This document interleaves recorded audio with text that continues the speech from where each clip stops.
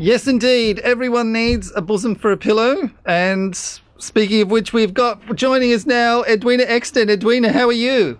I'm very well, thank you. And a bit disturbed by that introduction, I would imagine. Yes. Hi, Edwina. Welcome. And we're here to talk today about many things. Your illustrious career, but one of those particular projects is out today. Congratulations on Spin Out. Thank you. That's kind of exciting. Yeah, it is. It is. I don't think we've ever... It's not every day you have a movie released in the cinemas. Yeah, exactly. Yeah. Now tell us the process of this, of writing this movie. You begged, I should say Tim begged you to work with him. Kind of. Yes. Well, we met, more than 10 years ago at the Screenwriters Conference, and I didn't really think much of it. We had a good time there and whatever, and then he called me a couple of weeks later and said, hey, you want to meet for coffee? You know, we could throw around some ideas, and he pitched a couple of film ideas to me then. Yeah. Just kind of 30-second pictures. And this was one of them, and I just said, I love it. Let's work on that. So that's just really where we started. And then we just started kicking around ideas.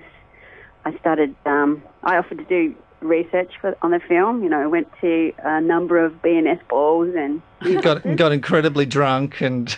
I might have. Yeah. well done, yeah. The culture, Gordon, I think that's what you Yes, you immersed yourself. You blended. Yes. And I was single at times, so that's all I'm going to say about that. Oh, okay. Hang on. Where's this interview going? And I felt like I really had to, you know, put my body on the line for this story. Well, take one for the team, Edwina. But, well done. You really experienced what it's all about. Yeah.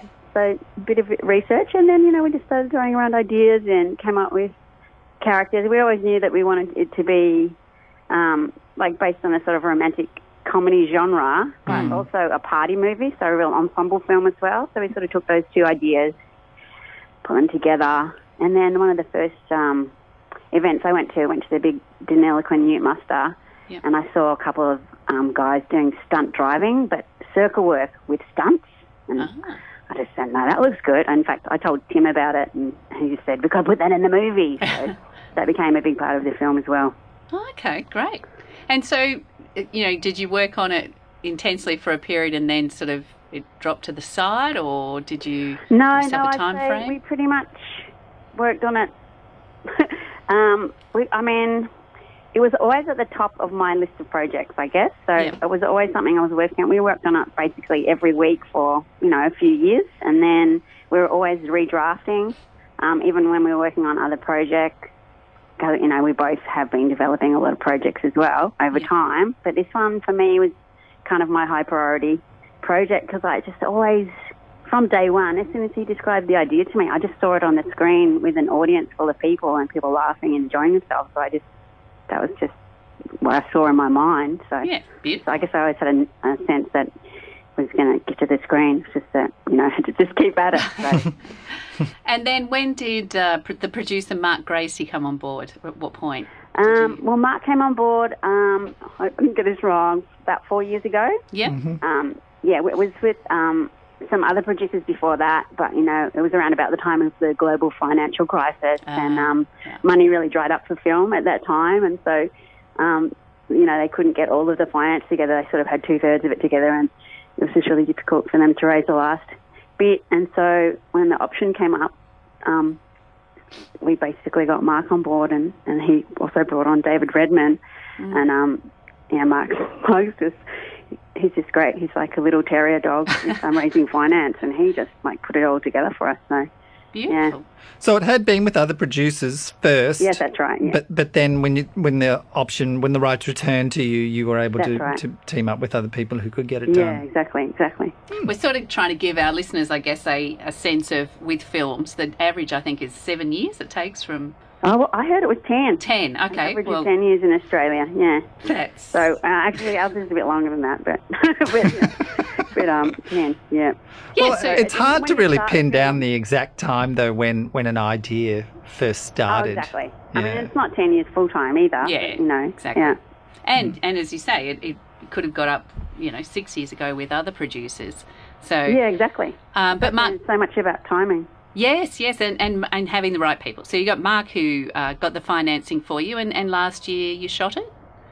That's right. So it was around about this time last year. We shot it in August last year in the middle of winter in Shepparton. But I must say we were so lucky with the weather because, it could have been a bit of a disaster for all the outdoor location shots. Yeah. But, the weather really held off. We only had one really, really rainy day and we managed to shoot around that. So I think the gods were looking after us, the movie gods or the weather gods or something because, it's a bit risky to film a feature film in the middle of winter. Yes, well, when you look at days like today, you think, wow, that could have gone terribly wrong. You would have had to have done some quick rewriting of the funny flood. Ooh, little funny comedy that we're introducing now with this flood. People would be saying, "How did you get the flood organised in time?" Oh, well, movie magic, people. Movie magic. But Sony Pictures is been on board with the film for almost 10 years. In fact, as a investment partner, but also they do marketing and distribution on the film. So, and that's been like the last 5 years, but they saw the script like 10 years ago. Yeah. I digress. But they were, have been really behind the project ever since they came on board. And I can't even remember why I brought it up, but it was something to do with what you just wanted to plug Sony Pictures. That's all right. So Sony Pictures. The film into the cinemas at this time. Yeah. So that was really why we had to shoot. We kind of had to make it in winter. I mean, obviously it would have been better to wait till summer. Yep. But, they really knew that there was this kind of gap in their programming and they really wanted it to get to the screen now. So, so we made it really quickly. And that's right. I remember you telling me about timelines. And I remember you also telling me how the people in Shepparton really, because that's where you filmed up there, really embraced being extras. Like everyone was very involved in coming along and helping you out with. Yeah, it was great. Quite a few of the extras, they were there a lot. And they work, obviously, some of them, work for free, but they were just happy to come and spend lots of whole days on set, because they can be like 10, 12-hour days shooting, and they were just really great characters and obviously give the film a real authenticity. Yeah.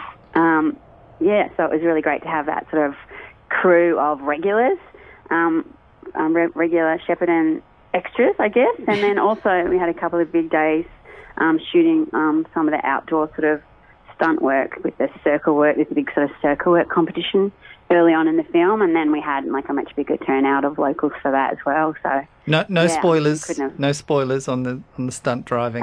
Sure, no, that's not a spoiler. That's like a set piece at the beginning in the first act of the film, Gordo. So all right, you can discuss first act. That's all right. Now tell us about your wonderful cast. You've got some of Australia's hottest new young stars. Yeah, sure. I mean, this is one thing that working with Tim Ferguson, like he's kind of said from day one to me, he just said, we're just going to be able to find like really great, character and comedic actors, and we'll be able to use people who, an audience has never seen before. So that's something that, the film's just got so many quirky characters, and it's just been great to offer an opportunity to actors that people won't have heard of, but now they will. Yeah. And then, of course, with the lead, it being a commercial film, we really kind of aim for a commercial audience. And we knew with our leads, we wanted to have actors who have sort of some international profile. Yeah. So we've got Xavier Samuel is playing Billy, and people may know him from one of the Twilight films. Yes. That small little independent Twilight film, yep. Yeah, independent Twilight film. And he's made a number of high-profile feature films. He was in one called Adore, which some people might have seen with Naomi Watts.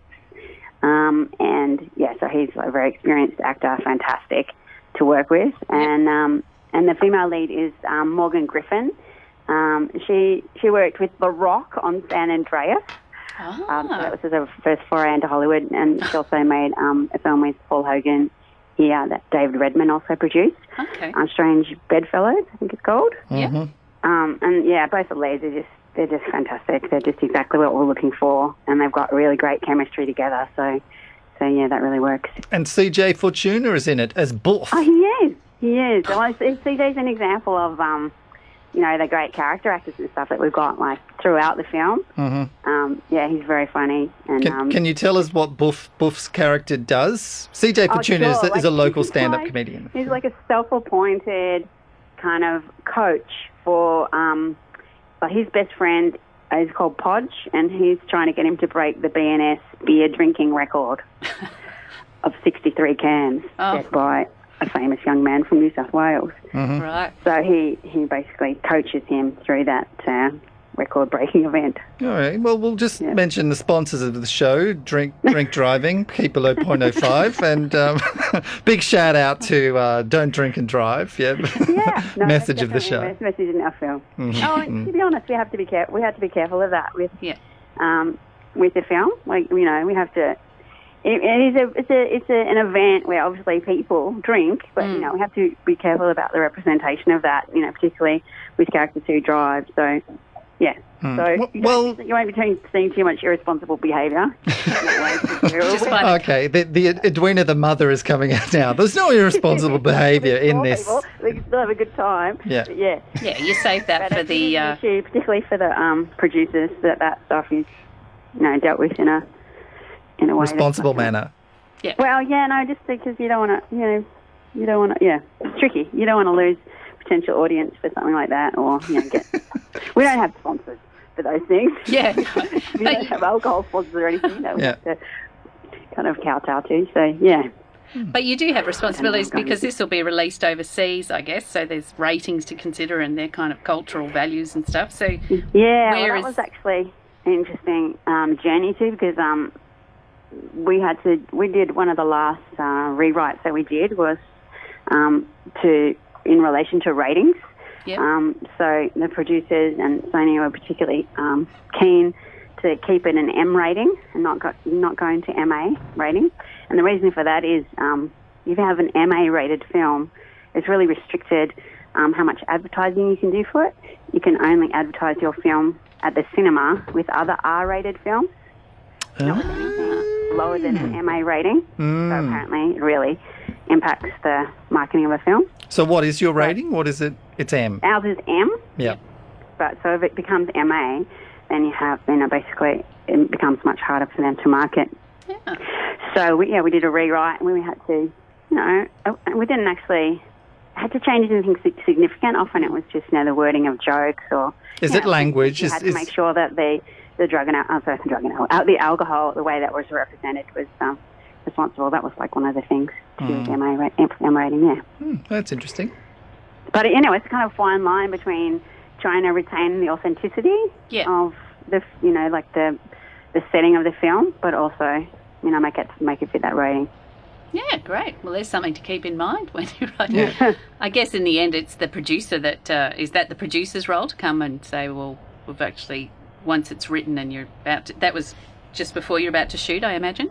Well, actually, that came from Sony, and they have somebody in their organisation who's the ratings police. Well, yeah, they're like a rating specialist, and they read the script and they would review the footage as well and make sure that it was going to be within the guidelines. Make sure that you're behaving. Yeah, like a fun killer, like I called Gordon. Interest to make sure that, because it's going to be their money that's going to be spent on marketing. So yeah, of course. Yeah. Yes, that's what's quite interesting, isn't it? When you start off with you and Tim writing a fun movie, and then you realise that there's someone in America, like a fun killer, looking through to see the ratings, and you realise how big a picture it all is.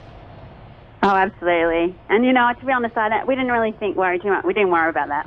Yeah. Why would you? You don't want to. You don't want to. Want to drive fun movies. But on a certain day, reality call. The email comes in. And then what next for you then, Edwina? What are you working on now? What's the... Well, actually, I got a couple of exciting things on the go. I started working on a new feature. I'm writing something for Hollywood, and I just got this idea one day, and I just woke up and saw a film for two very well-known comedic actors, Hollywood actors. And so I just went, I want to write that, and I'm writing that by myself. So that's a big challenge because I love co-writing, but just in terms of securing a good agent and I don't know, just convincing people that I have the skills to do it myself. And so I'm embarking on that one by myself. But actually, that seems to be working pretty good. I'm up about 2/3 of the way through the very, very I wouldn't even call it the first draft. Let's just call it the swill draft. Yep. So that's coming along. And then another co-writer of mine who I've worked with, over a period of about 10 years, she and I got offered to write some children's TV. So we've been working on a few episodes of a new children's TV series. So that's really been fun as well. So yeah.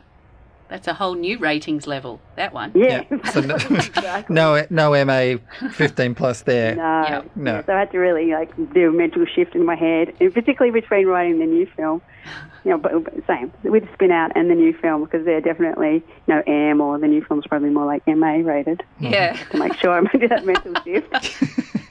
Well, I'm sure there's many people who look over a children's television series script before it goes anywhere near being produced. So can you tell us anything about it? Is it still actually, it's a new show? I'm not sure that I can, just because it hasn't come to air yet. And okay. It's brand new, so yeah. Yep.